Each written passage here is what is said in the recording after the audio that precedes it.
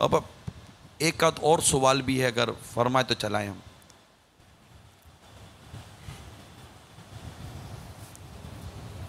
اسی شعبے سے متعلق ہے، شاید موضوع سے ساتھ بھی ہو۔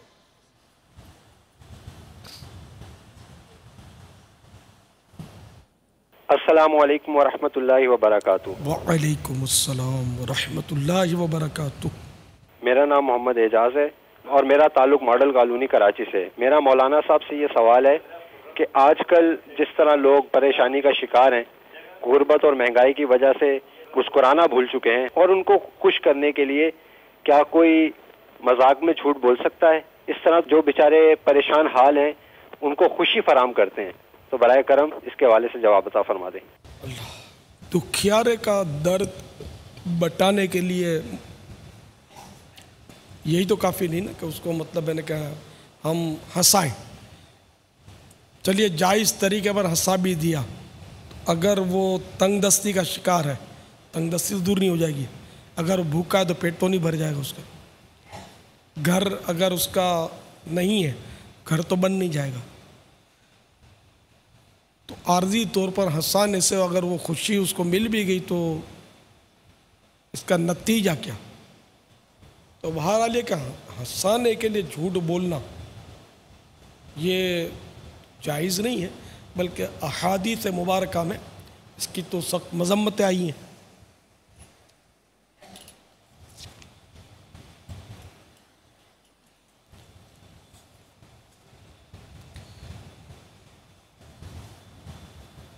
اس سلسلے میں دو فرامین مصطفیٰ صلی اللہ تعالیٰ علیہ وآلہ وسلم عرض کرتا ہوں۔ نمبر ایک، بندہ کامل مومن نہیں ہوتا جب تک مذاق میں بھی جھوٹ کو نہ چھوڑ دے اور جھگڑا کرنا نہ چھوڑ دے اگرچہ سچا ہو۔ نمبر دو، اس شخص کے لیے وائل ہے جو لوگوں کو ہنسانے کی غرض سے بات کرے اور اس میں جھوٹ بولے، اس کے لیے وائل ہے، اس کے لیے وائل ہے۔ وائل کیا ہے؟ حضرت علامہ ملا علی قاری علیہ رحمۃ اللہ الباری اس حدیث پاک کے تحت لکھتے ہیں، وائل سے مراد بہت بڑی ہلاکت یا جہنم کی ایک گہری وادی ہے۔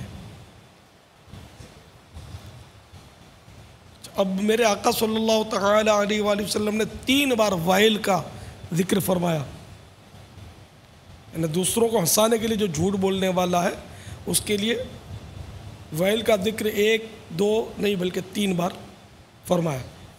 اس ضمن میں حضرت علامہ عبد الرؤوف مناوی علیہ رحمۃ اللہ القوی اس کی تکرار یعنی 3 بار کی حکمت بیان کرتے ہوئے ارشاد فرماتے کہ اللہ کے پیارے حبیب صلی اللہ تعالی علیہ وآلہ وسلم نے ایسے شخص کی، یعنی جو لوگوں کو ہنسانے کے لیے جھوٹ بولتا ہے،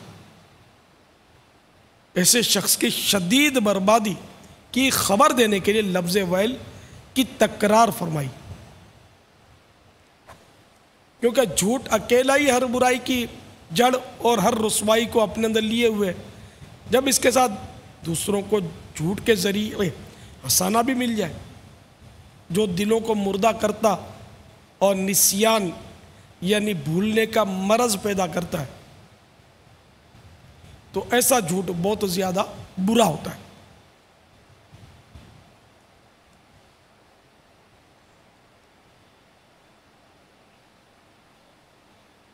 تو بہرحال یہ کہ ہنسانے کے لیے جھوٹ کی اجازت نہیں، مذاق میں بھی اس طرح جو جھوٹ بولا جاتا ہے ہنسانے کے لیے اس کی اجازت نہیں ہے۔ اب وہ بعض لوگوں کا ایک بس وہ عادت ہوتی ہے کہ وہ اس طرح مطلب بیٹھکوں میں بیٹھ کر آپس میں گپے لگاتے ہیں اور اس طرح کی جھوٹی باتیں کرتے ہیں، جھوٹے چٹکلے سناتے ہیں ہنسانے کے لیے، تو وہ اس سے توبہ کریں۔ اسی طرح شوبز کے اسلامی بھائی بھی غور فرما لیں کہ ان کے ہاں بھی اس طرح ہوتا ہی ہوگا کہ جھوٹے چٹکلے، لطیفہ جس کو آپ لوگ بولتے، تو یہ آپس میں ایک ایسے مواقع پر سنائے جاتے ہیں، تو یہ بھی مطلب یعنی کہ ہنسانے کے لیے جو بولا جاتا ہے یہ بھی حرام اور جہنم میں لے جانے والا کام ہے۔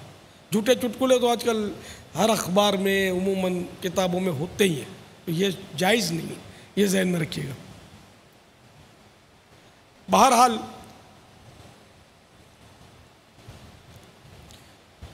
اے ہنس ہنس کر گناہ کرنے والوں، جھوٹے چٹکلے سنا کر ہنسانے والوں، حضرت سیدنا ابن عباس رضی اللہ تعالی عنہما فرماتے ہیں جو ہنس ہنس کر گناہ کرے گا وہ روتا ہوا جہنم میں داخل ہوگا۔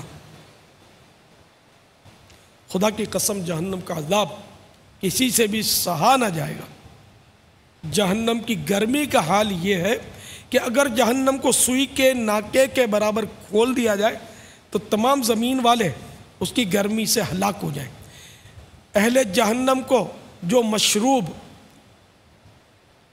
یعنی ڈرنک پینے کے لیے دیا جائے گا وہ اس قدر خطرناک ہے کہ اگر اس کا ایک ڈول دنیا میں بہا دیا جائے تو دنیا کی تمام کھیتیاں برباد ہو جائیں، نہ اناج اگے نہ پھل۔ جہنم کے سانپ اور بچھو بے حد خوفناک ہے۔ حدیث شریف میں ہے جہنم میں عجمی اونٹوں کی گردن کی مثل بڑے بڑے سانپ ہوں گے جو دوزخیوں کو ڈستے ہوں گے، وہ ایسے زہریلے ہوں گے کہ اگر ایک مرتبہ کاٹ لیں گے تو 40 سال تک ان کے زہر کی تکلیف نہیں جائے گی، اور لگام لگائے ہوئے خچروں کے برابر بڑے بڑے بچھو جہنمیوں کو ڈنک مارتے رہیں گے کہ ایک بار ڈنک مارنے کی تکلیف 40 سال تک باقی رہے گی۔ ترمذی کی روایت میں جہنم میں صعود نامی آگ کا ایک پہاڑ ہے جس کی بلندی 70 برس کی راہ ہے۔ کافر جہنمیوں کو اس پر چڑھایا جائے گا، 70 برس میں وہ اس کی بلندی پر پہنچیں گے، پھر اوپر سے انہیں گرایا جائے گا تو 70 برس میں وہ نیچے پہنچیں گے، اسی طرح ان کو عذاب دیا جاتا رہے گا۔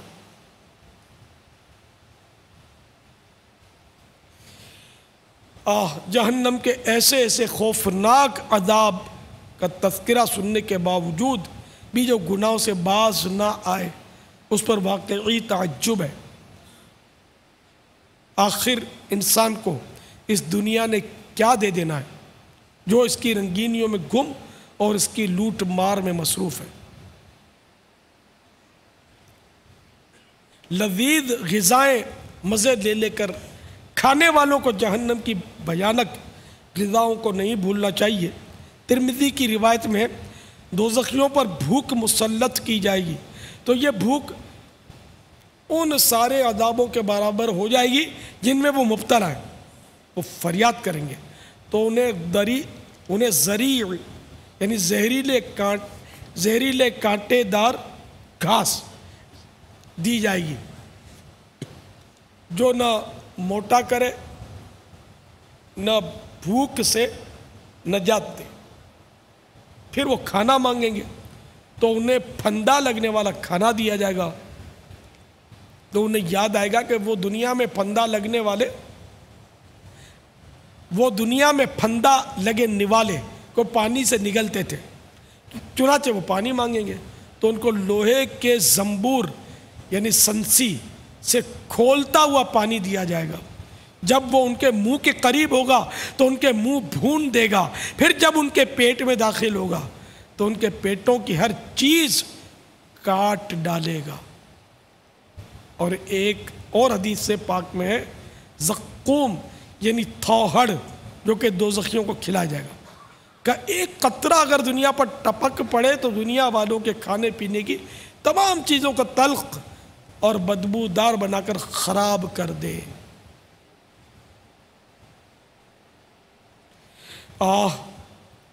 انسان جہنم میں ایسا خوفناک عذاب ہونے کے باوجود آخر گناہ پر اتنا دلیر کیوں ہے؟ میٹھے میٹھے اسلامی بھائیوں، خوف خداوندی سے لرز اٹھیے اور اپنے گناہوں سے توبہ کر لیجئے۔ ہمیں اللہ عز و جل کی رحمت سے مایوس بھی نہیں ہونا چاہیے اور اس کے قہر و غضب سے بے خوف بھی نہیں رہنا چاہیے. دونوں ہی صورتوں میں تباہی ہے. جو کوئی رحمت خداوندی عز و جل سے مایوس ہو گیا وہ بھی ہلاک ہوا، اور جو گناہوں پر دلیر ہو گیا اور پکڑ میں آ گیا تو وہ بھی برباد ہوا. بہرحال غیرت و مروت کا تقاضا بھی یہی ہے کہ جس پروردگار عز و جل نے محض اپنے فضل و کرم سے ہمیں بے شمار نعمتیں عطا فرمائی ہیں اس کی اطاعت و فرما برداری کی جائے، اور اس کے محبوب دانہ غیوب صلی اللہ تعالی علیہ وآلہ وسلم کے دامن کرم سے ہر دم وابستہ رہتے ہوئے ان کی سنتوں کو اپنایا جائے کہ اسی میں ہمارے لیے دنیا و آخرت کی بھلائی ہے. کب گناہوں سے کنارہ میں کروں گا یا رب نیک، اے میرے اللہ نیک کب اے میرے اللہ بنوں گا یا رب.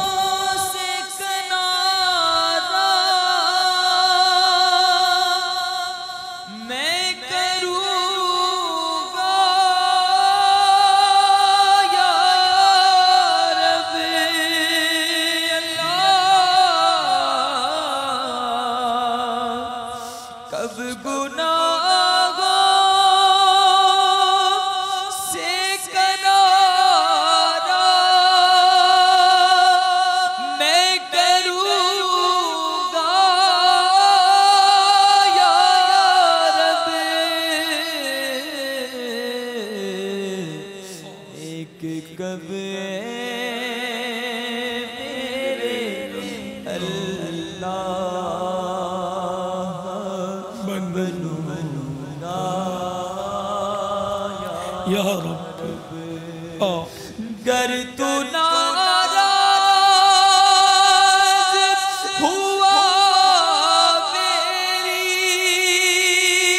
ہلاکت ہوگی اللہ.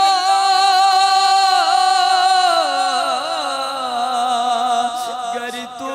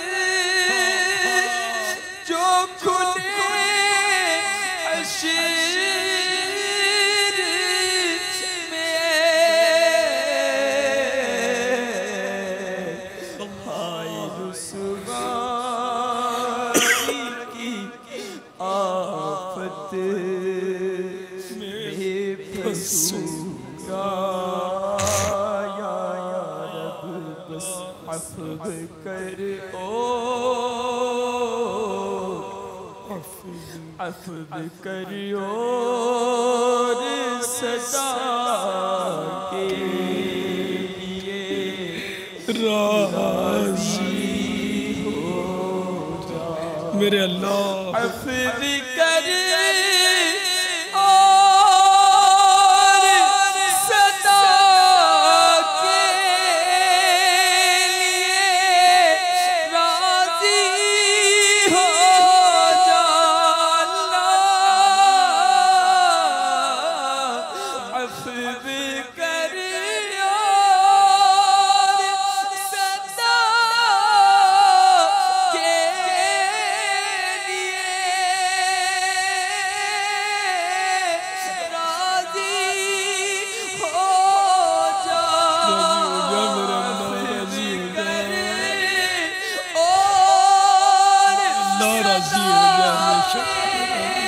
پیارے اللہ کبھی بھی ناراض راضی ہو جا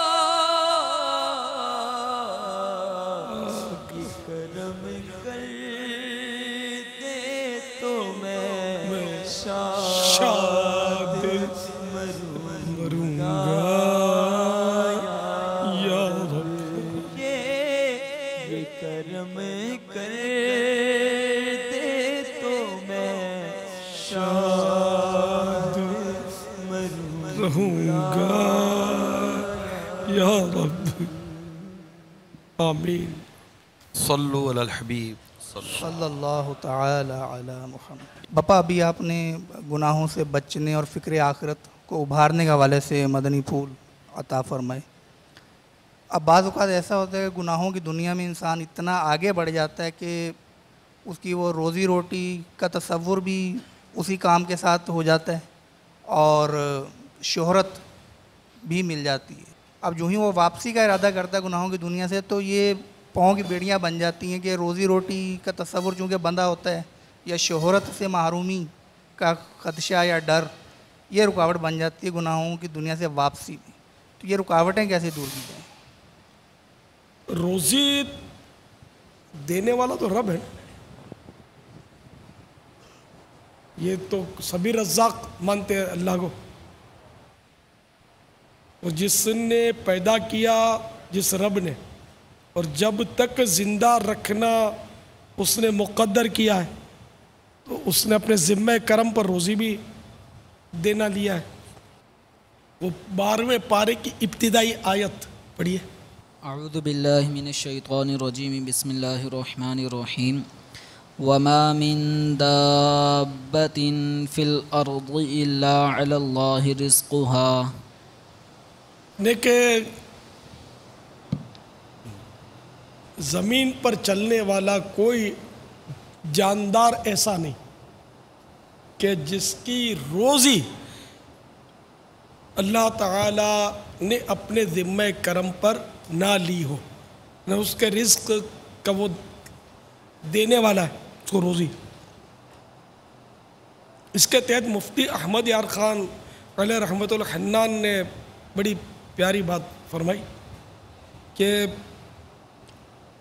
روزی اللہ نے بندے کی اپنے ذمہ کرم پر لی ہے، پھر بھی یہ مارا مارا پھر رہا ہے، اور مغفرت اپنے ذمہ کرم پر لی نہیں ہے کہ سب کی مغفرت کروں گا، لیکن اس کی پرواہ نہیں کرتے۔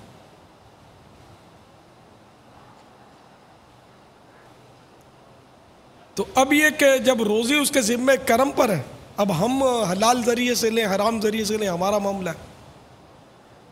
اب ہم بولے کہ اس سے بہتر کو روزگار ملے گا تو اس کو چھوڑیں گے، تو یہ تو ایک طرح کی دادا گیری ہے۔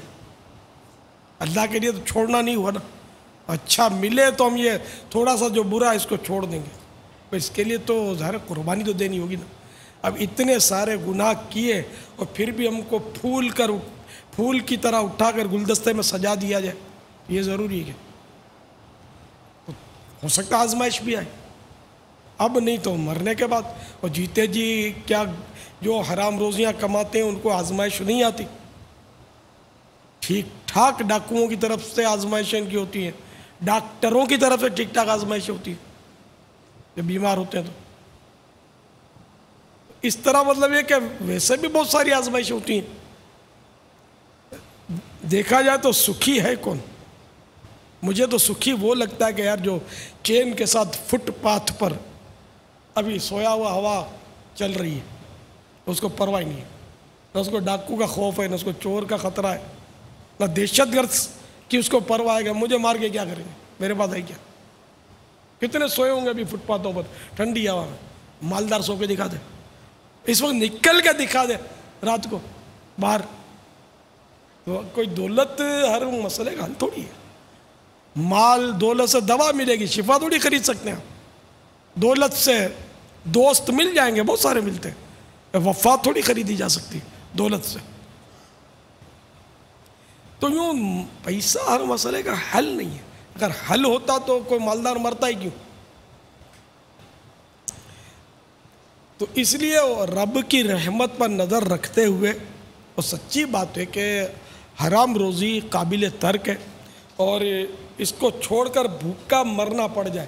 ایک مثال ہے کہ بھائی یہ آپشن دے دیا جائے کہ یا حرام روزی کماؤ، خوب مزے اڑاؤ، لیکن تمہیں مرتے ہی قبر میں سانپوں کے حوالے کر دیا جائے گا، بچھوؤں کے حوالے کر دیا جائے گا، خدا نخواستہ آگ میں جھونک دیا جائے گا، لیکن ابھی عیش کر لو. یا حرام روزی ترک کرو، توبہ کرو، اس کے تقاضے پورے کرو، اور بس اب تمہیں کھانا نہیں ملے گا، بھوکے پیاسے مر جاؤ. تو میں سمجھتا ہوں کہ یہ دوسرا جو آپشن ہے نا، بھوکے پیاسے مر جاؤ، خدا کی قسم یہ سستا سودا ہے، کیونکہ وہ مال کھانا عارضی ہے، عذاب برداشت نہیں ہوگا. کوئی بولے میں عذاب برداشت کر لوں گا، تو وہ تو ایک لمحے کا کروڑواں حصے کا عذاب بھی کوئی بولے میں اللہ کا عذاب برداشت کر لوں گا، وہ تو پھر کافر ہو گیا. اللہ کے عذاب کوئی ہلکا سمجھتا کہ میں برداشت کر لوں گا، یہ تو گیا، اس کا نکاح بھی ٹوٹ گیا. یہ کبھی بھول بھی نہ کیجیے. یہ مطلب اس طبقے میں جہنم کے مذاق اڑتے ہیں، جنت کے مذاق اڑتے ہیں. کبھی وہ جہنم میں پنکھے بیچتے ہیں، پہلے پنکھے بیچتے تھے، اب اے سی بیچتے ہوں گے کہ جہنم کو ایئر کنڈیشن کر رہے ہیں. یعنی اس طرح کا طبقہ ہے نا، یہ اس طرح کی باتیں کرتے ہوتے ہیں. نعوذ باللہ. توبہ استغفر اللہ، ان سب سے توبہ کرنی ہے، اور سچی پکی توبہ کرنی ہے کہ کہیں ہمارا ایمان برباد رہے اور ہم دنیا سے چلے جائیں. نہ، ہم آقا کے غلام ہیں اور ہمیں غلامی میں موت چاہیے. تو اس لیے وہ حرام روزی جو ہے نا، وہ قابل ترک ہے. اور جیسے کہ اب گانے باجے کی کمائی یا اسی طرح کی کمائی کہ کوئی ایکشن کیا، فنکشن کیا، اور اس میں جو اس کو ملتا ہے، اس کی جو اجرت ملتی ہے، یہ سب حرام ہے. اور یہ ایسی حرام ہے کہ اس نے کیا کیا کہ یہ اجرت نے گناہ کی اجرت لی. تو یہ کوئی ایسا کام نہیں ہے جس پر اجرت بنتی ہے. تو یہ اجرت پوری حرام ہے، اور اس کا حکم یہی ہے کہ جس سے لی اس کو لوٹا دے، واپس دے دے اس کو. وہ نہ رہا ہو تو اس کے وارثوں کو دے دے، وارث بھی نہیں تو جتنے ہیں ان کو دے دے. اور جو مطلب اب پتہ نہیں کس کس کی ہے تو ساری پھر رائے خدا میں حقدار کو جو فقیر شرعی ہو اس کو خیرات کر دے. توبہ بھی ساتھ ہے، تب جا کر یہ اس سے پاک، اس سے خلاصی حاصل ہوگی. خالی توبہ چپت مار دی اس سے تھوڑی گزارا ہو. بہت مشکل کر دیا میں نے، بہت مشکل نہیں کیا، میں بہت آسانیاں کر رہا ہوں. مجھے مت دینا نا، میں کیا مانگ رہا ہوں اپنے لیے. میں تو جو اللہ کے نیک بندوں نے، علماء نے جو احکامات کتابوں میں لکھے وہ عرض کر رہا ہوں کہ اس کا طریقہ یہ ہوتا ہے. جیسے کسی نے رشوت لی، بہت رشوت دی، اب اس کو احساس ہوا کہ نہیں یار میں توبہ، کان پکڑے، ناک پکڑا اور بولا اب آئندہ نہیں لوں گا. اچھی بات ہے آئندہ نہیں لینا، لیکن جو لے لی اس کا کیا؟ وہ تو اس کے لیے کوئی سا صابن نہیں ہے کہ آپ دھو کے اس کا میل اتار سکیں. یہ تو پاک ہو ہی نہیں سکتی. یہ رشوت جتنی بھی ہے یہ جس سے لی تھی اس کو دینی ہوگی، اور ساتھ میں جو اس کو اگر اذیت پہنچائی ہے تو اس کی معافی بھی مانگنی ہوگی. گالیاں دینا، دھمکیاں، تڑیاں، نیندیں اڑانا، پھر رشوتیں ملتی ہیں. پولیس والے جس طرح رشوت حاصل کرتے تو کوئی شرافت سے ہاتھ باندھ کر اس کو پیش نہیں کرتا، دھمکیاں جاتی پھر ملتی ہیں. یہ سب موقع مطلب یا پٹائی ہوتی ہے پھر ملتی ہے. تو جو ظلم کیا اس کی بھی توبہ، اس کی بھی معافی مانگنی ہوگی. خالی پیسوں سے بھی، پیسے دے کر بھی جان نہیں چھوٹے گی. یہ سب توبہ کے تقاضے پورے کرنے پڑیں گے. اس میں اڑی نہیں کہ میری مجبوری ہے، میں تو کھا پی گیا ہوں. ٹھیک، کھا پی گئے تو توبہ سچی کر لیں، نیت پکی کر لیں کہ جب آئے گا دے دوں گا. اللہ کی رحمت بہت بڑی ہے، وہ اسباب کر دے گا. پھر بھی دنیا میں نہیں دے سکے، آخرت میں اللہ تعالیٰ کوئی صورت کر دے گا آپس میں صلح کروانے کی، تو اس کی جو بھی ہے ترکیب وہ رب رحیم و کریم ہے. باقی یہ بولو کہ میں کچھ نہ کروں اور رب رحیم و کریم ہے مجھے معاف کر دے گا، تو بے شک وہ رحیم و کریم ہے، لیکن یہ اس کا حکم ماننا ضروری ہے. یہ اسی کے احکام کے تحت میں عرض کر رہا ہوں. جو نفس پر بہت بھاری پڑ گئی ہوگی یہ بات میری، لیکن اب میں آپ کو اندھیرے میں کیسے رہوں. اب کوئی چور ڈاکو توبہ کرے اور اتنا لوٹا اس نے، اتنا مارا کاٹا اب میں اس نے یہ 2 چپت مار لی اور میں نے گلے لگا لیا کہ تو مدنی بہار بن گیا، تو یہ مدنی بہار تھوڑی ہے، تقاضے بھی پورے کرے نا اس کے توبہ کے. اس نے چھوڑ دیا، اچھی بات ہے کہ ایک گناہوں کا سلسلہ تو ختم ہوا. آئندہ کے لیے تو ایک جو اس کا بن رہا تھا، میٹر چل رہا تھا، وہ تو رک گیا، لیکن پچھلا جو چلا اس کا بل تو پیمنٹ کرنا پڑے گا نا. تو یہ سارا جو ہے، یہ ڈاکو ہو، چور ہو، توبہ کرنا چاہیے. بھتہ خور جو ہوتے ہیں ان کو توبہ کرنی چاہیے. تو آئندہ کے لیے میٹر رکے ان کا، لیکن یہ جتنا لوٹا ہے، بھتہ لیا ہے، سب دینا تو پڑے گا. پھر قیامت کے لیے اٹھا رکھے. قیامت کے لیے کون دے سکتا ہے ہر قیامت کو؟ ابھی عین ممکن ہے وہ معافی کر دے. جیسے جس سے لیا، آپ مطلب یہ نہیں کہ کسی سے رشوت لے لی، اس کے پاس اب مسکین صورت بنا کر گئے کہ میں توبہ کر کے گیا ہوں، اب اور ہو سکتا ہے اس کو رحم ہی آ جائے، یار یہ ماشاءاللہ توبہ کی طرف آ نکلا ہے، تو وہ بولے کہ کوئی بات میں معاف کرتا ہوں، مدینہ پھر ضروری نہیں ہے دینا، اس کو معاف کر دو. اس طرح جو بھی، جیسے کہ شوبز کے کام میں ہی لے لیں کہ وہ جو لی تھی اجرت اس کی، اب آپ وہ شادی کے فنکشن میں گئے تو اور یہ ترکیب کری تھی، اب اس سے رابطہ کیا کہ میں توبہ کر لی ہے اور آپ کے اتنے پیسے میں نے لیے تھے وہ مجھے لوٹانے ہیں، ابھی میرے پاس ترکیب نہیں ہے. مثلا اگر نہیں ہے تو جھوٹ بولیں گے تب بھی گناہ گار ہوں گے کہ نہیں ہے اور کہیں گے نہیں ہے تو گناہ گار ہوں گے. تو بہرحال آپ اس سے رابطہ کریں تو اور وہ کہہ دے کہ کوئی بات نہیں مجھے نہیں چاہیے پیسے، ٹھیک ہے، اگر معاف کر دیتا تو ٹھیک ہے، مگر اصل مالک معاف کرے گا تو ہوگا. باپ نے فنکشن کروایا تھا، باپ نے پیسے دیے تھے اور آپ نے وہ پوتے سے، دولہے کے بیٹے سے، تب تو بیٹے بھی ہو گئے ہوں گے کئی ایک کے، اس سے معاف کروا لیا تو اس کے معاف کرنا ویلڈ نہیں ہوگا. جس سے لیے تھے اس سے معاف کروانا ہوگا. یا وہ مر چکا ہے تو وہ وارث نے معاف کر دیا اگر، مگر ایک وارث معاف نہیں کر سکے گا، ورثہ بہت ہیں. تو بہرحال تو اس طرح یہ کہ آپ جب قدم اٹھاؤ گے نا تو وہ انشاءاللہ رحمت آگے بڑھ کر گلے لگا لے گی. توبہ کے لیے بندہ قدم تو اٹھے، توبہ ہوگی جب ہی، ویسے توبہ نہیں ہوگی. اب اگر کوئی کہے کہ میں جو کرتا ہوں کرتا رہوں گا، بے نمازی ہے وہ توبہ کرتا رہے، رو رو کے پھٹ پھٹ کر روئے اور توبہ کرے، اور اس نے یہ طے ہے کہ میں نے وہ فجر پڑھنی نہیں ہے، اب یہ توبہ نہیں ہے نا. اور نمازیں جتنی ہیں وہ بھی قضا کرنی ہوں گی، خالی یہ توبہ سے معاف نہیں ہو جائیں گی، قضا کرنی ہوگی. یہی حقوق العباد کا معاملہ جسے میں نے عرض کیا کہ جو پیسے وغیرہ لیے تو یہ دینے تو پڑیں گے اسے. اب یہاں یہ جو اجرت لی وہ حقوق العباد کے تعلق سے تو شاید نہیں آئی ہے، یہ وہ ناحق لی ہے نا اس نے، اس میں آئی ہے کہ اس نے غلط طریقے سے اس سے حاصل کی ہے، تو ہے یہ اسی کی ملک پر باقی.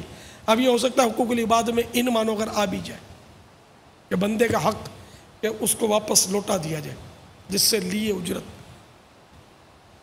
گانوں کی، باجوں کی، ڈانس کی، ڈائلاگ بولنے کی، یا جو اس طرح کے فنکشن کر رہے ہیں ان سب کی اجرت بنتی نہیں ہے. اعلیٰ حضرت رحمۃ اللہ تعالی علیہ نے وہ عالمگیری کا جزیہ نقل کیا فتح رضویہ شریف میں کہ شعر پڑھنے کی اجرت بھی جائز نہیں ہے. اب جیسے جو نعت شریف پڑھ کر اجرت اگر کوئی لیتا ہے تب بھی حرام ہے، یہ نہیں کہ وہ بچ کر نکل جائے گا. اگر کوئی قرآن کریم کی تلاوت کر کر اس کی اجرت لیتا ہے تو یہ بھی حرام. مگر ان کے لیے وہ طریقہ ہے کہ وہ اجرت لے سکتے ہیں، اجرت نہیں رہے گی، پھر وہ طریقہ ہے. مثال کے طور پر کہ اگر تراویح ہے، تراویح کی بھی اجرت گناہ ہے، تو اب تراویح کے لیے یا نعت پڑھنے کے لیے مثال کے طور پر اس نے یہ کہ آپ محفل ہے، اب وہ ترکیب یہ ہوئی کہ میں 1 گھنٹے کا آپ نے اس سے اجارہ کر لیا کہ 1 گھنٹے آؤں گا اور 1200 روپے لوں گا، سپوز کریں. آپ نے کہا نہیں میں تو 1100 دوں گا، تو 1 گھنٹے کی یہ اجرت طے ہو گئی کہ اتنے بجے سے اتنے بجے تک، 10 بجے سے 11 بجے تک آپ ہمارے یہاں تشریف لائیں، ہم آپ کو 1100 روپے دیں گے. اب وہ آ گیا اور یہ ہے ہیلا، وہ پتہ ہے کہ آپ نے کیوں اس کو بلایا، لیکن یہ ہیلا کہ یہ ہوا ہے. اب اس نے آ گیا، آپ نے بولا 1 گھنٹہ یہ آپ اس سے نعت پڑھنے کا کام لے لیں گے، میں نعت شریف سناؤں، تلاوت بھی کر دو، قراءت بھی کرو، قاری بھی ہے یہ۔ اب یہ صورت جائز ہے، وقت کی اجرت ہے، یہ پیسہ اس کی نہیں ہے، یا طے ہی نہیں، کچھ نہ انڈرسٹوڈ ہے، نہ طے ہے نہ انڈرسٹوڈ ہے کہ پیسے دیں گے تو جاؤں گا اور ملیں گے۔ یہ طے بعض اوقات یہ انڈرسٹوڈ ہوتا ہے، طے نہیں ہوتا، لیکن نعت خوان کا یہ انڈرسٹوڈ ہوتا ہے کہ پیسے دینا ہے اور لینا ہے، تو یہ بھی حرام ہے، یہ اجرت ہی ہے، یہ بھی اجرت کی صورت ہے۔ اچھا، اب ان کے یہاں تو گنجائش ہے اس طرح، شوبز میں یہ بھی نہیں ہے کہ چلو بھائی ٹائم کی اجرت کر لیا آپ نے اور پھر وہ کام اپنا جو بھی کرتے ہیں وہ کرنا شروع کر دیا، اس کی بھی گنجائش نہیں، تو سیدھا سیدھا وہی قابل ترک ہے، مر کر چھوڑنے سے پہلے جیتے ہی چھوڑنا پڑے گا، یا بڑھاپا چھوڑا دے گا، بیماری چھوڑا دے گی، کیوں نہ صحت میں بندہ چھوڑ کر اللہ کی بارگاہ میں رجوع کر لے۔ اب تو ماہ رمضان بھی آ رہا، رمضان آ رہا، واہ رمضان تیری کیا بات ہے، ماشاءاللہ، رحمت کے دروازے کھل جاتے ہیں، جہنم کے دروازے بند ہو جاتے ہیں، شیطان قید کر لیا جاتا ہے، بہت پیارا مہینہ آ رہا ہے، تو اب بھی سے توبہ کر کے، اور یہ مہینہ جو ہے شعبان المعظم کا، یہ بھی معمولی مہینہ نہیں، یہ آقا کا مہینہ ہے۔ حدیث پاک میں ہے کہ رجب اللہ کا مہینہ ہے، ایک حدیث میں یہ بھی ہے رجب اللہ کا مہینہ ہے، شعبان میرا مہینہ ہے، سرکار صلی اللہ تعالیٰ علیہ وآلہ وسلم فرماتے الشعبان و شہری، شعبان میرا مہینہ ہے، الرمضان و شہر الامہ، رمضان امت کا مہینہ ہے۔ تو یہ رجب کے لیے بزرگوں نے لکھا کہ عبادت کا بیج بونے کا مہینہ ہے، شعبان آب پاشی، آنسوؤں سے سیرابی کا مہینہ ہے، اس کو سیراب کرے، آنسوؤں کا پانی، آنسوؤں سے اس کو مطلب ہے کہ کھیتی کو پکائے سمجھو، اور رمضان میں فصل کاٹے، تو یہ فصل کاٹنے کا مہینہ، تو ابھی توبہ کر لے بندہ، اور رمضان شریف میں ظاہر نصیب اعتکاف میں بیٹھ جائیں ہمارے ساتھ پورے مہینے کے لیے، فیضان مدینہ میں آ جائیں تو مدینہ مدینہ ہو جائے گا، عاشقان رسول کی صحبت میں انشاءاللہ بیڑا پار ہو جائے گا انشاءاللہ۔ تو ہمت کیجئے اور سچی توبہ کر لیجئے، اللہ کی رحمت بہت بڑی ہے، اور وہ بھوکا اٹھاتا ہے، بھوکا سلاتا نہیں ہے، ایک محاورہ ہے، حقیقت ہے۔ اب یہ کہ ہم وہ مال جس کو عمدہ غذائیں کھائیں، یہی کوئی ضروری نہیں ہے، کبھی 19-20 بھی تو کھانی پڑتی ہے، بیمار ہوتے تو پرہیزی کرنی ہی تو پڑتی ہے، بہترین غذائیں سامنے ہوتی ہیں، ہم بیماری کی وجہ سے نہیں کھا پاتے، تو اب تندرستی کے باوجود اگر حرام کی وہ غذائیں چھوڑ دیں تو، ورنہ حرام کا ایک لقمہ جب پیٹ میں جاتا ہے اللہ تعالیٰ کی اور اس کے فرشتوں کی لعنت برسنی شروع ہو جاتی ہے جب تک وہ پیٹ میں رہے، اور اگر اسی حالت میں مر گیا کہ پیٹ میں حرام کی روزی پڑی ہوئی ہے تو وہ مرنے کے بعد جہنم میں جھونک دیا جاتا ہے۔ پھر ایک حدیث شریف میں مضمون ہے کہ حرام روزی سے جو بدن پلتا ہے بڑھتا ہے وہ جہنم کا ایندھن بنے گا۔ پھر حرام روزی کمانے والا بھی کھائے گا اور بیچارے گھر والے بھی کھائیں گے، ان کا تو بعض اوقات قصور ہوتا ہے اور بعض اوقات نہیں ہوتا، بعض اوقات قصور ہوتا ہے، وہ اس پر برنگیختہ کرتے ہیں کہ کما کے لاؤ وہی، یہ تو پھر وہ بھی پھنسے، اور بعض اوقات پتہ نہیں ہوتا ہوگا۔ تو یہ کہ حرام کی روزی کھلانے والا یہ بہت بری طرح پھنسے گا قیامت میں اگر رب ناراض ہو گیا۔ کہ ایک حدیث کا یہ مضمون ہے کہ قیامت کے روز ایک شخص بارگاہ خداوندی میں پیش کیا جائے گا، اس کے بال بچے اس کو گھیریں گے، اہل و عیال، اور اللہ سے فریاد کریں گے یا اللہ یہ ہم کو اس نے دین کے احکام نہیں سکھائے، نہ صرف جو دنیا پڑھاتے ہیں، دنیا سکھاتے ہیں، ہنر سکھاتے ہیں، صرف دنیا، دین نہیں سکھاتے، ان کے لیے بھی اس میں دیکھ لیں ہم کہ اس نے یا اللہ ہم کو دین کے مسئلے نہیں سکھائے، دین کے احکام نہیں سکھائے، یا اللہ یہ ہم کو حرام روزی کھلاتا تھا۔ تو اس پر وہ فرشتے اس کو پکڑ لیں گے اور حرام روزی کھلانے پر اس کو مارنا شروع کریں گے، اتنا ماریں گے اتنا ماریں گے اتنا ماریں گے، اس کی کھال ادھڑ جائے گی، گوشت جھڑ جائے گا، ہڈی کا ڈھانچہ رہ جائے گا۔ حالانکہ دنیا میں کسی کو اتنا مارا جائے تصور نہیں ہے کہ وہ زندہ بچے، لیکن ظاہر ہے وہاں تو موت تو نہیں آئے گی، ہڈی کا ڈھانچہ رہ جائے، گوشت سب اتر گیا۔ اب کتنی تکلیف ہوتی ہوگی، اللہ تعالیٰ اس کا ہم کو تجربہ نہ کروائے، ہم اس سے اس کی رحمت کی بھیک مانگتے ہیں۔ بہرحال تو اب وہ ہڈی کے ڈھانچے کو لے آیا جائے گا میزان عمل پر، لیکن اسکیل پر، ترازو پر، کہ اب اس کا وزن یا اعمال، اب اس کے بعد اعمال بھی ہوں گے، تو اس کی پہاڑ جتنی نیکیاں یہ لائی جائیں گی۔ یہاں تھوڑی دیر کے لیے عرض کروں گا کہ جو حج کرتے ہیں، روزے رکھتے ہیں، عمرے کرتے ہیں، ہر سال مدینے پہنچتے ہیں، 2 بار مدینے پہنچتے ہیں، ایک بار حج کے راستے سے، ایک بار عمرے کے راستے سے، یا خیر خیرات کرتے ہیں، یہ سب غور کر لیں، حرام نہیں چلے گا، وہ حرام کسی طرح بھی قابل قبول نہیں ہے۔ تو بہرحال نیکیاں لائی جائیں گی۔ اب یہ تو ظاہر ہے وہ نیکیاں ہوں گی، قیامت کے دن تو نیکی وہی ویلڈ ہوگی نا کہ جو حلال طریقے سے ہوئی ہو، حرام طریقے سے نہ ہوئی ہو۔ تو اب وہ نیکیاں اور جو قبول ہوئی ہوں وہی کام آئیں گی نیکیاں، تو پہاڑ جتنی نیکیاں اس کی لائی جائیں گی۔ اتنے میں اس کے عیال میں سے، بال بچوں میں سے سمجھو، وہ بڑھیں گے، خاندان والے بڑھیں گے، عیال بڑھیں گے، اور اس کے وہ نیکیاں اس کی لینی شروع کر دیں گے، تو یہ نیکیاں لے لیں گے اس کی، فرشتے اس کو پھر پکڑیں گے اور جہنم کی طرف لے چلیں گے، اور فرمائیں گے کہ یہ وہ ہے کہ جو یہ فرشتے اس کو لے کر چلیں گے، تو یہ کہے گا اپنے اہل و عیال کی طرف حسرت سے دیکھ کر کہ افسوس، اب میرے کندھوں پر صرف ان گناہوں کا بوجھ رہ گیا جو میں نے تمہاری خاطر کیا تھا، اپنے بال بچوں کی وجہ سے کیا تھا۔ اور فرشتہ اس کو لے چلیں گے کہ یہ وہ ہے جو اپنے بال بچوں کی وجہ سے جہنم میں جا رہا ہے۔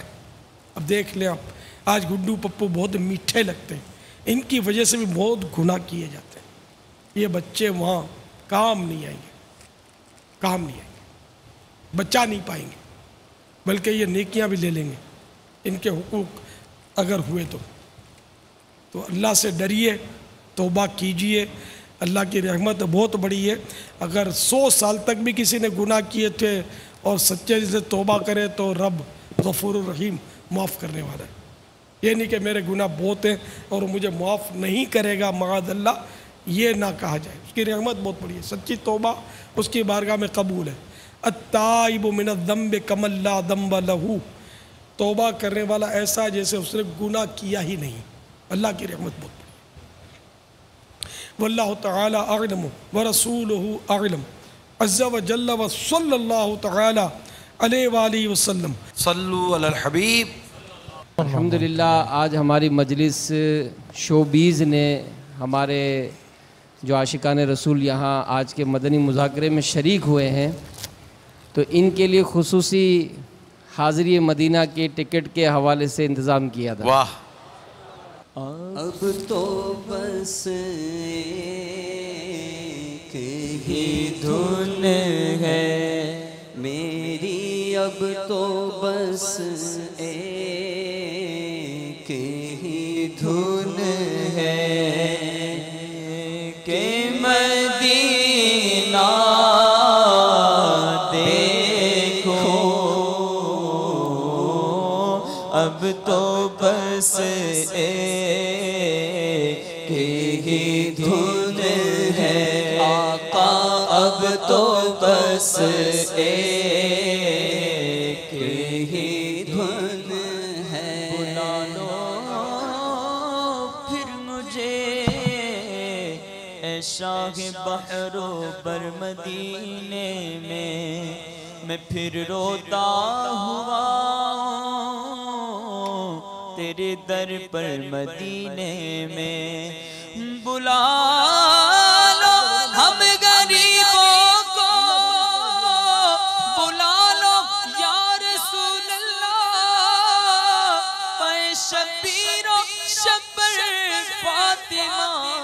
حیدر مدینے میں اب تو بس ایک ہی دھن ہے وہ مدینہ دیکھو. اقبال بن بلال احمد.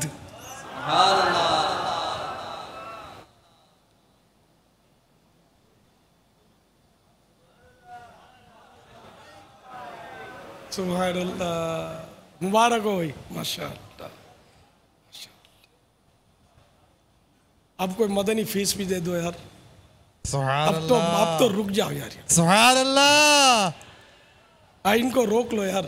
ان کی تربیت بھی کرنی ہے نا. مدینے جائیں گے تو ایسے ہی چلے جائیں گے. رمضان شریف کا اعتکاف یا کروا لو یار. سبحان اللہ. انشاءاللہ. شوبیز میں سے ایک نے بھی کوئی میری حوصلہ افزائی نہیں کی کہ تم نے اتنا زور لگایا میں 30 دن کے لیے پورے مہینے کے لیے اعتکاف میں آ رہا ہوں. وہ ابھی تک کسی نے کہا نہیں. دیکھو ایک نے کوشش کروں. اب اتنی کوشش میں بھی اتنا خرچہ ہوا ہے. پورے مدینے کی ٹکٹ کی بات ہے. اب شروع میں کھڑے تو ہوئے تھے اتنے سارے. وہ کھڑے کیے گئے تھے. سبحان اللہ. پورے مہینے کا اعتکاف. سبحان اللہ. صلو علی الحبیب. یہ بھی یو کے سے ہیں اور 30 دن کے اعتکاف کی ابھی نیت کی ہے انہوں نے. سبحان اللہ. اور بھی کوئی خوش نصیب اسلامی بھائی نیتوں کا اظہار کریں. ہے کوئی یہاں؟ دایاں بازو 30 دن اعتکاف. میرا دایاں بازو. حیدرآباد سے جو آئے ہوئے ہیں, بلوچستان سے بھی شوبیز سے وابستہ اسلامی بھائی آئے ہوئے ہیں اس وقت. ایسے اٹھ موقع باندھ کمر کیا ڈرتا ہے پھر دیکھ خدا کیا کرتا ہے. سبحان اللہ. نیتوں کا اظہار کریں. کوشش کرنے والوں میں اپنے آپ کو پیش کریں انشاءاللہ. سبحان اللہ. یہ کوشش کریں گے. اور بھی کوئی 10 دن کا اعتکاف. یہ کوشش میں ایسا ہے کہ کوشش یہ کرتے ہیں تو کھانا پینا اتر ہی جاتا ہے. ایسی کوشش کرنی ہے. کوشش کرنا یہ کہ بس عموماً ٹالنے والا ہوتا ہے. اگر آپ نے یہ پکی نیت کر لی کہ میں آؤں گا اور پھر کوئی رکاوٹ کھڑی ہو گئی اور نہیں آ پائے تو کوئی گناہ تھوڑی ہے اس کا. جبکہ نیت ہو کہ میں نے جانا ہی جانا. کوشش کروں گا کا اور کوشش نہیں کی تو پھر یہ بھی تو جرم ہے نا. بابا انشاءاللہ آخری دن جو ہے 10 دن میں جو ہے میں بیٹھوں گا اعتکاف میں انشاءاللہ. انشاءاللہ.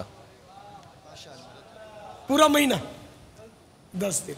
ایک تو ایک مہینے والے تو ایک کوشش, ایک کا زمانہ کوشش ہے اور ایک تو پکے ہیں ایک مہینے کے. بیچارہ ایک ہی رہ 10 دن اعتکاف تو انشاءاللہ سارے پورا مہینہ نیت کا اظہار کریں انشاءاللہ.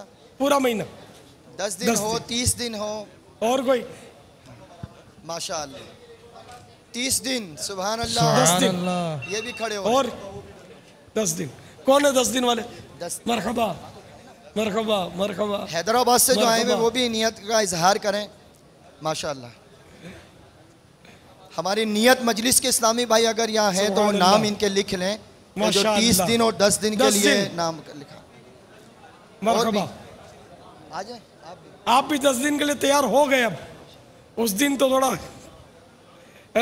الحمدللہ ماشاءاللہ. حیدرآباد کے تو ماشاءاللہ یہ بھی کھڑے ہو گئے. دیکھو جذباتی فیصلہ نہیں ہے, کرنا ہے پھر 10 دن. سبحان اللہ 10 دن. اچھا یہ زمزم نگر کے الحمدللہ 30 دن. مرحبا ماشاءاللہ. دیکھو انہوں نے جذباتی فیصلہ نہیں کیا. کیا نام بھول گیا ان کا؟ ڈاکٹر نعیم فہیم. ہاں ڈاکٹر فہیم دانش نے پہلے جب دعوت دی میں نے ہاں نہیں بولا تھا اس دن. تو یہ دیکھو اب سوچ سمجھ کے آئے کہ اب یہ کہ دنیا ادھر کو ادھر ہو جائے. میرا اعتکاف کہیں نہیں جاتا. 10 دن کا اب جا کے جواب دیا. اور یہ اعتکاف بھی کیسا اعتکاف ہے؟ باپا کے ساتھ یہ اعتکاف ہوگا. سبحان اللہ. مدنی گیت گانے کی عادت نکل جائے گی انشاءاللہ. انشاءاللہ انشاءاللہ. گیت گانے کی عادت نکل جائے گی. بیجا بک بک کی خصلت بھی ڈل جائے گی. مدنی ماحول میں کر لو تم اعتکاف مدنی ماحول میں کر لو تم اعتکاف. اور مدنی ماحول کی تو کیا ہی برکتیں. آئیے آپ کو کچھ دکھاتے ہیں. سبحان اللہ. دیکھیں کچھ.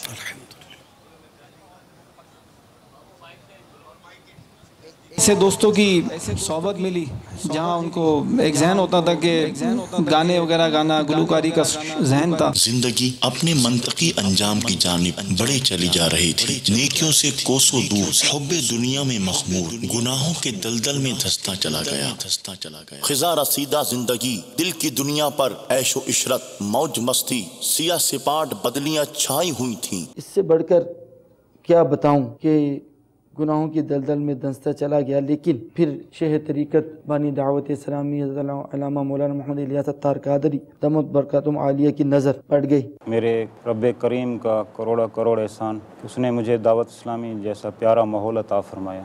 امیر اہل سنت دامت برکاتہم عالیہ شیخ طریقت کا یہ فیض نظر ہے کہ آج میں اس مقام پر ہوں. ورنہ میں جس خاندان میں پیدا ہوا تو اس میں پیسے کی ریل پھیل تھی، تو فیشن کا ایسا دور چلا اور بد نگاہی یہ دور چل رہا تھا اور چلتا رہا. اگر لاہور میں کسی کو کوئی ویڈیو فلم نہیں ملتی تھی تو میرے پاس آ جاتا تھا کہ اس سے مل جائے گی، اور مل بھی جایا کرتی تھی. میرا نام محمد ناصر عطاری، میرا تعلق اسلام آباد شہر سے. پروفیشن میں نے ہمارے خاندان میں مطلب اس پروفیشن میں کوئی نہیں تھا، تو یہ میں نے پراپر فوٹوگرافی کا کام جو ہے پہلے سیکھا، اور پھر اس کے بعد جو ہے 1990 میں میں نے اپنا باقاعدہ پروفیشنل کا اور کاروبار کا آغاز کیا. دکان ڈالی، لیبارٹری کا کام شروع کیا پرنٹنگ اور اسٹوڈیو کے حوالے سے. اس کو پھر آہستہ آہستہ بڑھاتے اسٹوڈیو کو ساتھ ساتھ پروڈکشن ہاؤس کی اور ریکارڈنگ کی اور ڈراموں کی اور شادی بیاہ کے گانوں کا سلسلے تک اس کام کو شروع کیا. اس پہ مطلب ہے کہ بہت ہی بے پردگی اور اس قسم کے مطلب ماحول زیادہ رہتا تھا.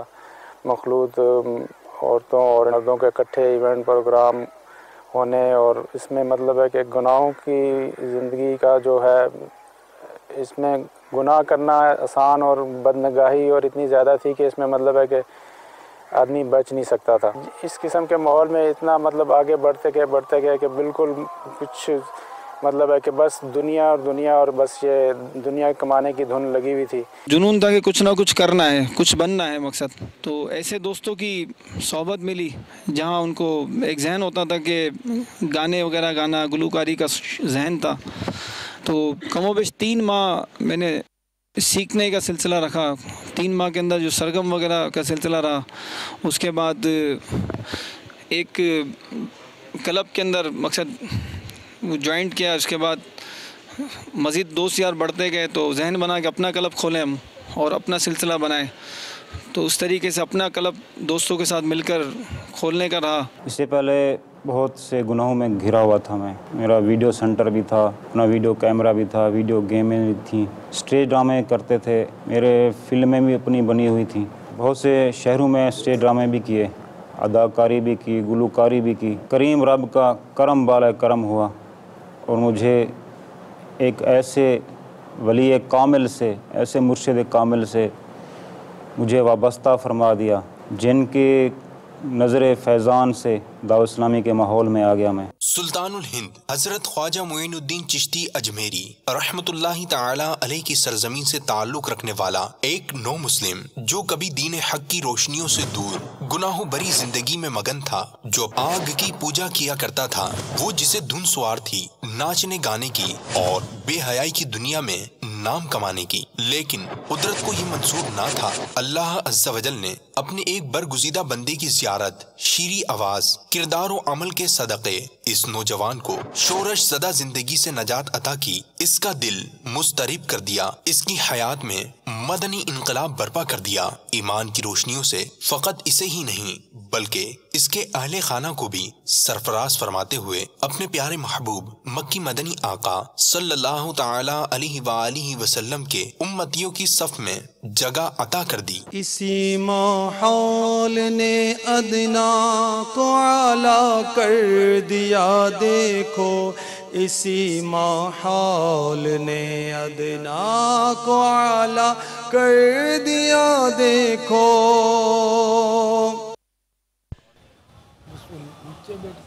باپا یہ ہمارے ساتھ براہ راست بھی ہے اس وقت۔ یہ نوٹ کیا زیادہ دیر اس میں چل رہی ہے، دیکھ لیں۔ ہند سے براہ راست جی اچھا مدینہ، اچھا آواز نہیں اچھی رہی۔ ہاں ہاں ہاں ہاں یہ جہانگیر پہچانا نہیں جا رہا، جہانگیر بھائی پہچانے نہیں جا رہے، یہ شوبیس کے تھے اور غیر مسلم تھے، ایمان لے آئے ماشاءاللہ۔ ابھی اسکرین پہ نظر آ رہے ہیں جو، ان کا نام لیا تو سمجھ گئی، میں بھی پہچان نہیں سکا ان کو۔ آتش پرست آگ پوچھتے ہیں، یہ پہلے یہ تھے، اللہ نے کرم کیا ان پر، دیکھو مسلمان بھی ہو گئے۔ خود ہی فون کیا دعوت اسلامی والوں کو مکتبۃ المدینہ پر، خود ہی ماشاءاللہ مدنی چینل دیکھ کر یہ چینج ہوئے۔ پاپا انشاءاللہ عز و جل یہ وہاں سے اعتکاف کے لیے بھی، ہاں یہ اعتکاف کے لیے آنے والے ہیں، اب اللہ اگر ان کو ویزا مل جائے۔ پاپا پروسیس میں ہے، آپ دعا فرمائیں۔ الحمدللہ یہ بھی اعتکاف کریں گے فیضان مدینہ میں انشاءاللہ، ویزا مل گیا تو، اور 1 مہینے کا غالباً کریں گے یہ اعتکاف انشاءاللہ عز و جل، پورے ماہ کا ہوگا، یا بیچ میں ہو سکتا ہے پہنچ جا بھی، ویزا ملنے پر پاک و ہند کے معاملات تو جیسے بھی۔ اللہ تبارک و تعالیٰ کی کروڑا کروڑ رحمت ہے کہ آج ہمارے اس مدنی مذاکرے میں بہت سارے مدنی پھول ہمیں ہمارے پروفیشن سے متعلق ملے، اور ابھی جو جھلکیاں ہمیں بتائی گئیں ان میں کوئی آرٹسٹ تھا، کوئی گلوکار تھا، کوئی فنکار تھا، کوئی کیا تھا۔ حقیقت یہ ہے کہ اللہ تبارک و تعالیٰ جب اپنے بندے کو توبہ کی توفیق دے تو بندہ توبہ کرتا ہے، اور یہ اس کی رحمت، اس کا کرم اور اس کی بڑی کرم نوازی ہے کہ وہ اپنے بندے کو توبہ کی توفیق عطا فرمائے۔ ہمیں اس کی رحمت پر نظر رکھتے ہوئے توبہ کی طرف بڑھنا چاہیے۔ چند وسوسے ہوتے ہیں کہ بندہ توبہ کی طرف نہیں آ پاتا۔ مثال کے طور پر پہلا یہ، شیطان اس کو خیال دلاتا ہے کہ جب تو توبہ کر لے گا، مگر کیا تو یہ کنفرم ہے کہ تو دوبارہ وہ گناہ نہیں کرے گا؟ تو دوبارہ پڑ جائے گا، جب تجھے دوبارہ پڑھنا ہے تو پھر تو کیوں توبہ کرنا چاہتا ہے؟ تو اس میں یہ ہوتا ہے کہ آدمی سچی توبہ کرے۔ توبہ یہ اعتراف جرم، یعنی اس بات کا اعتراف کرنا کہ مجھ سے غلطی ہوئی، ندامت، افسوس، گلٹی فیل کرے۔ تیسرا یہ کہ ترک، کہ آئندہ وہ گناہ نہیں کروں گا۔ یہ 3 چیزیں لازمی طور پر ہوں۔ اب اگر ایسا شخص ہے جو توبہ کرتا ہے، اس کے اندر ایک بات آتی ہے کہ میں دوبارہ کر گیا، تو امام غزالی علیہ رحمۃ اللہ علیہ فرماتے ہیں کہ سچی توبہ کرنے میں جلدی کرو۔ کہیں کیا تمہیں اس بات کا پتہ ہے کہ تم دوسرے گناہ کرنے تک زندہ رہو گے؟ یعنی ایک شخص توبہ کر لیتا ہے کہ میں آئندہ یہ نہیں کروں گا، نیکسٹ ٹائم میں یہ نہیں کروں گا، تو کیا جب کہ وہ توبہ کرے اور اس کی توبہ پر دوسرے گناہ تک پہنچتے پہنچتے ہی اس کے انتقال ہو جائے؟ پھر سچی توبہ کر لی، واقعی سچی توبہ کی کہ بس آئندہ گناہ نہیں کروں گا، تو اللہ کی رحمت کہ اس کے اب تک کے سارے گناہ معاف ہو جائیں۔ تو توبہ کرنے میں تاخیر کرنی نہیں چاہیے۔ ہم نے موت کا بیان بھی سنا، قبر و حشر کا بیان بھی سنا، قیامت کی ہولناکیوں کا ذکر سنا، پھر جو تباہ کاریاں ہیں. پھر دوسرا یہ ہوتا ہے کہ ایک شخص کی زندگی گزرتی ہے اور وہ دیکھتا ہے کہ میرے کردار سے کتنے لوگ دین اور اسلام کی طرف آئے اور میرے کردار سے کتنے لوگ دین اور اسلام سے دور ہوئے. تو اگر میری وجہ سے کوئی دین سے دور ہوا ہے، میری وجہ سے اگر کوئی گناہوں میں مبتلا ہوا ہے، تو میں آج سے یہ عزم کرتا ہوں کہ میں اب رہتی زندگی تک، جب تک میری زندگی ہے، میں اب لوگوں کو اللہ تبارک و تعالیٰ کے دین کے قریب کروں گا. یعنی میری زندگی کا مقصد تیرے دین کی سرفرازی، میں اسی لیے مسلمان، میں اسی لیے نمازی، کہ ہماری زندگی کا مقصد کی طرف آئیں. جو صحابہ کرام علیہم رضوان جس طرح زندگی گزار کر گئے، ہمارے بزرگان دین جس طرح زندگی گزار کر گئے، پھر اسی معاشرے میں اور اسی فیلڈ سے وابستہ لوگ کنورٹ ہوئے، تبدیل ہوئے اور اپنے اندر تبدیلی لے کر آئے. تو کیا یہ نہیں ہو سکتا کہ آج ہمیں موقع ملا ہے ماشاءاللہ عاشقان رسول کی صحبت کے ساتھ ساتھ الحمدللہ نیک لوگوں کی، امیل سنت کی صحبت میں بھی ہم بیٹھے ہیں، اتنی پیاری پیاری باتیں سنی ہیں.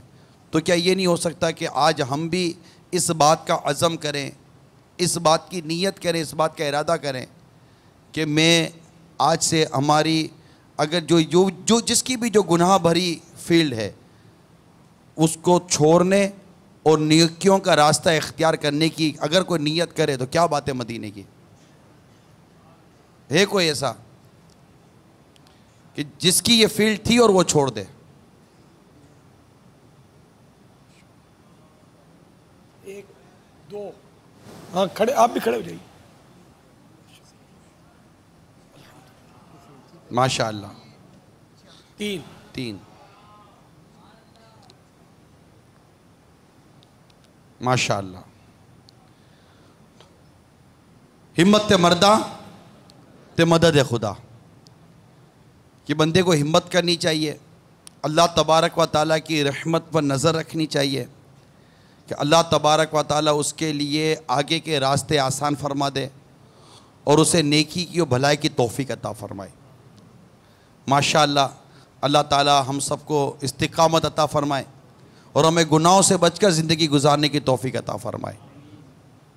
بقیہ اسلام بھائی بھی نیت کریں، ذہن بنائیں، سوچ پیدا کریں کہ زندگی کی سانسیں رہی کتنی. ویسے بھی نارملی طور پر دیکھیں تو ہماری زندگی کا ایک عجیب نظام ہے. 20-25-30 سال تک محنت کرو، شادی ہوئی، بچے پالو، ان کو بڑے کرو، تو وہ بڑے ہوئے تو ہماری عمر 55-60 سال کی ہو گئی. ان کی شادیاں کرو، ان کی شادیوں کا خرچہ اٹھاؤ، ان کی شادیوں میں آدھی زندگی مطلب اتنا کچھ ٹینشن اٹھاؤ اور پھر نکل گئے. وقت ایک ایوریج وقت پورا ہو جاتا ہے تو صبح ہوتی ہے، شام ہوتی ہے، عمر یوں ہی تمام ہوتی ہے. پھر قبر میں گئے تو کیا آیا، کیا ملا؟ کیونکہ دنیا آخرت کی کھیتی ہے، جو دنیا میں بوئے گا وہی آخرت میں پائے گا. تو ہم دنیا میں اچھا بوئیں تاکہ مرنے کے بعد ہمیں اچھا ملے. اللہ تعالی ہمیں سچی توبہ کی توفیق عطا فرمائے. آمین بجاہ نبی الامین صلی اللہ تعالی علیہ وآلہ وسلم. صلو علی الحبیب